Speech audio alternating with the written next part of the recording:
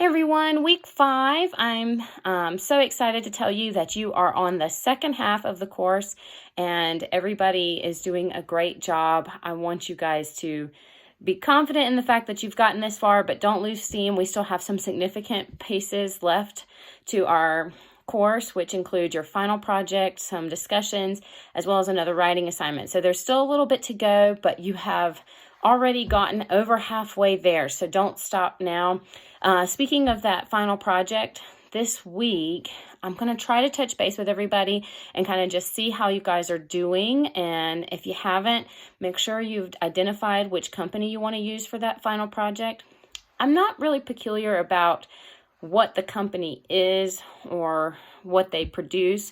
What I'd like to see, because it helps you create a quality final project, is that it's a company that you have the ability to gain enough information, there's enough research, resources, or you have some personal connections to that company that you can cite as personal interviews for information for that final project, that they have some room for improvement in their CRM program, and that they have a clear product category so that you don't feel like you're trying to figure out what exactly it is they do, or that they have a clear strategy in place for what they produce and their offering. So just those kinds of things will help you. It doesn't mean that a company isn't a great company to do some research on, but those little items will make a big difference when it comes down to really applying the concepts to this final project. So do yourself a favor and check those things before you get started so that you know that you've got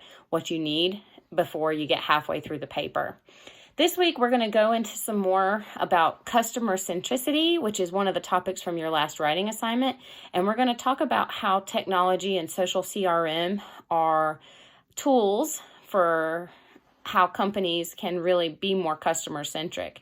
So one of the things that I wouldn't mind if you did this week is just purely an action item for you to do. I'm not going to grade it. It's not going to be on the discussion. It's just something to think about. If there's a company that you are familiar with or use, have you ever visited their social pages? And what are some of the comments that are made on their social platforms, and how do they respond? Do they respond? Are they active? And what does that look like? And what kind of information is shared there, either from the customer or about the company? And can you see strategic changes that emphasize customer centricity through that social platform? That's just something interesting, and it would take nothing for you to do it just while you're already perusing digital spaces. If you're on your own social platforms, just kind of take a look. One may even pop up in your feed, whether it's Instagram or Facebook or anything like that. It's just going to be something kind of interesting to see how companies are really applying that social media platform to their customer service strategies. So that's just an extra action for this week. The discussion this week will be on customer analytics. So what does it mean to have real-time analytics? And that's something that's really come to the forefront in the last few years. Do we have the ability to respond to customers in real time, to share data across channels within our company in real time? And what does that look like? So that'll be something that you'll discuss this week on the discussion board. I think that just about covers it for this week. If you have any questions, please don't hesitate. I did want to mention one thing about the discussion board. So in the last discussion responses, I noticed that several people lost a lot of points just for some simple things that I honestly, it really is almost painful for me to deduct points when I think that you're a great student and you have a quality initial response. But, the rubric in the department requires certain things of the discussions. And one of those is peer responses. So do a fantastic job on your initial thread, but do not forget to come back and interact with your peers. It's almost impossible to receive even a passing score on the discussion board if you only share your initial response. And one of the other things that I tend to comment a lot on is that the discussions require 2 references and 2 references in your peer responses. So 2 references to your initial thread and 2 references in your peer responses for minimum credit. For maximum, it's 3 or more in both. So I just don't want you to lose points because you have just missed one of those items, particularly the peer responses. And sometimes time gets away from you.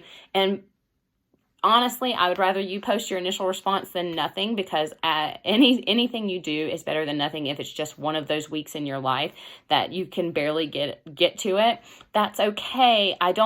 It's not a judging environment here. What I would like to see is you gain the most knowledge from this course as possible, that you become a better marketer, that you understand customer relationship management and do it to the best of your ability. So I realize things come up and that you're not always able to do everything that you hope you can, but please, if you can prioritize a few things, don't forget those peer responses. They're a huge impact on your score for the discussion, and I don't like seeing students lose points for something that they can really easily adjust. So I want to see that going forward if possible, and we'll go from there. If you have any questions, like I said, just email me, and I will see you guys on the discussion board this week.